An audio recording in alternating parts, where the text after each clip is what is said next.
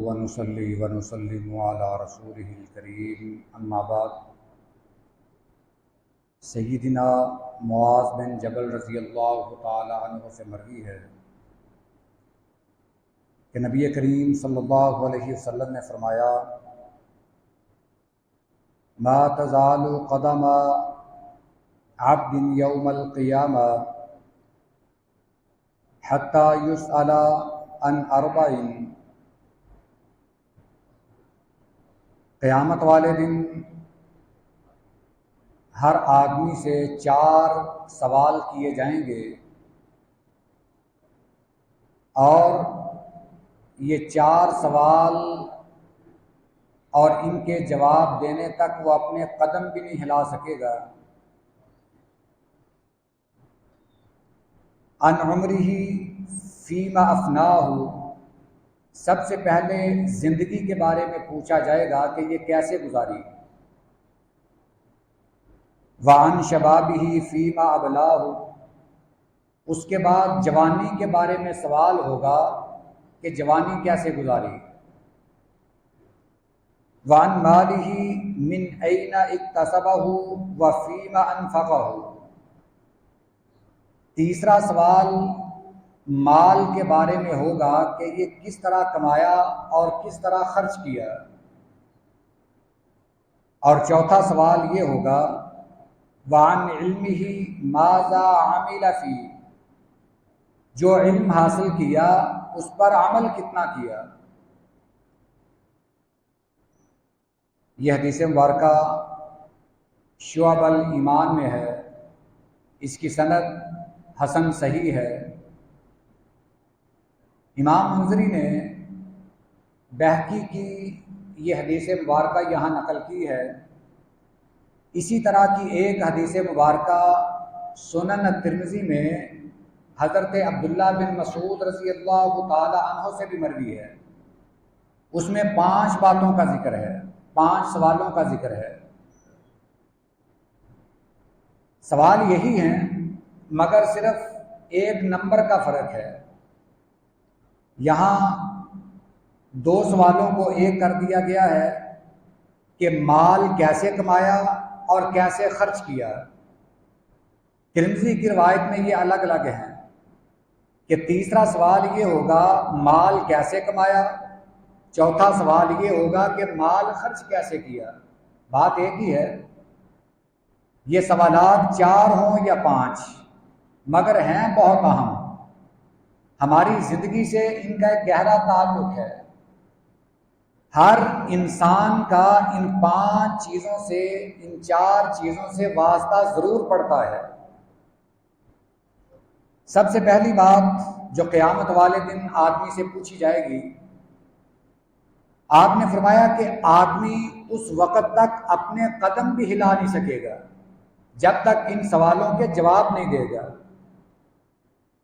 اب دیکھنا یہ ہے کیا ہم نے ان سوالوں کی تیاری کی ہے، ہم ان سوالوں کے جواب دینے کے لیے کتنے تیار ہیں۔ پہلا سوال یہ ہے، آپ نے فرمایا کہ اللہ تعالیٰ پوچھیں گے کہ میں نے تجھے زندگی عطا کی، یہ کیسے گزاری۔ اب زندگی کا حساب دینا پڑے گا۔ اگر تو اچھی گزاری ہے پھر تو آدمی فر بولے گا، اے اللہ میں روزانہ 5 وقت کی نماز پڑھتا تھا، میں حقوق اللہ ادا کرتا تھا، حقوق العباد ادا کرتا تھا، میں زیادہ سے زیادہ نیکیاں کرتا تھا، میرا ہر گزرنے والا دن وہ نیکیوں میں گزرتا، ہر آنے والا دن مزید نیکیاں لے کر آتا۔ جو نیک ہوگا وہ فر بولے گا، اے اللہ میں نے تو تیری رضا میں زندگی گزاری ہے، میں نے تیرے حکم کے مطابق زندگی گزاری ہے، اسلام کے مطابق زندگی گزاری ہے، اسے تو کسی قسم کی پریشانی نہیں ہوگی۔ پریشانی تو اس کے لیے بنے گی کہ جو آج عیش و عشرت میں ڈوبا ہوا ہے، جو آج دین سے دور ہے، نمازوں سے دور ہے، اور ہمارے ذمے جو اللہ تعالیٰ نے احکام لگائے ہیں ان سے دور ہے، وہ کیا جواب دے گا؟ اے اللہ میں دوستوں کی محفلوں میں بیٹھے ہونے کی وجہ سے نماز نہیں پڑھ سکا۔ کیا جواب دے گا؟ کہ صرف 5 نمازیں تھیں، میں ان کی بھی پابندی نہیں کر سکا، میں لوگوں کے حقوق کیوں مارتا رہا؟ یہ ہمارے لیے ایک سوچنے کی بات ہے۔ کیا ہم نے اس سوال کی تیاری کی ہے؟ یہ سوال تو بظاہر چند لفظوں میں ہے کہ زندگی کیسے گزاری، مگر جب یہ زندگی کا لفظ آئے گا، پھر اللہ نے جو آپ کو عمر عطا کی ہے وہ 60 سالہ ہے، 70 سالہ ہے، اس کے بارے میں جواب دینا پڑے گا۔ دوسرا سوال یہ ہوگا کہ میں نے تجھے جوانی دی، جوانی کیسے گزاری؟ اب یہ جوانی کی زندگی ایسی ہے جسے عام طور پر مستانی کی زندگی کہا جاتا ہے، کہ آدمی خمار کی حالت میں یہ زندگی گزارتا ہے۔ بہت کم لوگ ہوتے ہوں گے جو جوانی کی زندگی میں اپنا تعلق اللہ سے جوڑ لیں۔ یہ جوانی کی عبادت اللہ کو بڑی محبوب ہے۔ حدیث مبارکہ میں ہے، نبی کریم صلی اللہ علیہ وسلم نے 7 خوش نصیبوں کا ذکر فرمایا جنہیں قیامت والے دن اللہ کے عرش کا سایہ ملے گا۔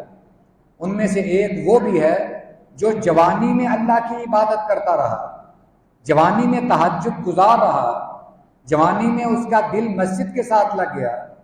یہ جوانی کی عبادت اللہ کو بڑی محبوب ہے۔ جوانی کے بارے میں پوچھا بھی جائے گا کہ اے بندے، میں نے تجھے جوانی دی، تو نے کس کام میں لگائی؟ آج کل اللہ نے ہمیں جو جوانی دی ہے، ہم یہ سمجھتے ہیں کہ ہم اس کے ذریعے پورا جہان فتح کر لیں گے۔ اللہ نے ہمیں طاقت بخشی، صحت مند جسم بخشا، ہم اسے دوسروں پر روب جھاڑنے میں خرچ کرتے ہیں۔ ہم یہ سمجھتے ہیں کہ شاید یہ ہمیشہ رہے گی، مگر ایک دن جوانی کا سورج غروب ہونے والا ہے۔ آپ جوانی کے بارے میں تیاری کر لیں، کل قیامت والے دن پوچھا جائے گا کہ یہ کیسے گزاری، کیونکہ جوانی میں آدمی زیادہ تر گناہوں میں زندگی بسر کر دیتا ہے، اللہ کی نافرمانیوں میں بسر کر دیتا ہے۔ تو اس لیے ہمیں اپنی جوانی کو محتاط انداز سے گزارنا ہوگا، اور اگر گزار چکے ہیں پھر اللہ سے ہر لمحہ معافی مانگیں، اے اللہ جوانی تو ہم گزار چکے ہیں، جیسی بھی گزری ہے اے اللہ تو اس سے راضی ہو جا، ہماری جو جوانی میں تیری نافرمانیاں ہیں انہیں معاف کر دے۔ یہ 2 ہی باتیں ہیں۔ اگر کوئی آدمی جوانی کی حالت میں ہے وہ اپنی جوانی کو سدھار لے، اگر جوانی گزار چکا ہے پھر وہ اس کے لیے اللہ سے بار بار معافی مانگے کہ اے اللہ جیسی گزارنی چاہیے تھی ویسی نہیں گزار سکا۔ تیسرا سوال ہوگا کہ مال کیسے کمایا؟ یہ بھی بڑا اہم سوال ہے۔ آج اس کے بارے میں ہمارا دھیان بہت کم جاتا ہے۔ پیسے کی لالچ نے ہمیں اس بات سے غافل کر دیا ہے کہ مال حلال ہے یا حرام ہے، سود اس کی سنگینی کیا ہے، رشوت کی سنگینی کیا ہے، حرام مال کا وبال کیا ہے، اس بات سے آج ہم باخبر نہیں ہیں۔ مگر یہ بات یاد رکھیں، قیامت والے دن یہ جواب دینا پڑے گا کہ مال کیسے کمایا، یہ ایک الگ سوال ہے۔ پھر دوسرا سوال یہ ہے کہ مال خرچ کیسے کیا۔ ایک آدمی کما تو حلال طریقے سے لیتا ہے مگر خرچ حرام طریقے پر کرتا ہے، مگر یہ دونوں جواب قیامت والے دن دینے پڑیں گے کہ مال کہاں سے لیا اور کہاں لگایا۔ 5واں سوال اس حدیث کی روح سے، چوتھا سوال اور ترمذی شریف کی حدیث کی روح سے 5واں سوال یہ ہوگا، نبی کریم صلی اللہ علیہ وسلم نے فرمایا کہ علم کے بارے میں پوچھا جائے گا۔ جو آدمی نے علم حاصل کیا ہے اس کے بارے میں پوچھا جائے گا کہ اس پر عمل کتنا کیا۔ اب ظاہر بات ہے اس علم سے مراد وہ اسلام کا علم ہے، قرآن کا اور حدیث کا علم ہے۔ قیامت والے دن یہ تو نہیں پوچھا جائے گا کہ میتھ کا سوال سناؤ، الجبرا سناؤ، جیومیٹری سناؤ، یہ تو سوال نہیں ہوں گے۔ یا کوئی آپ سے طب کے بارے میں پوچھا جائے، آپ کو وکالت کے بارے میں سوال ہو، یہ نہیں۔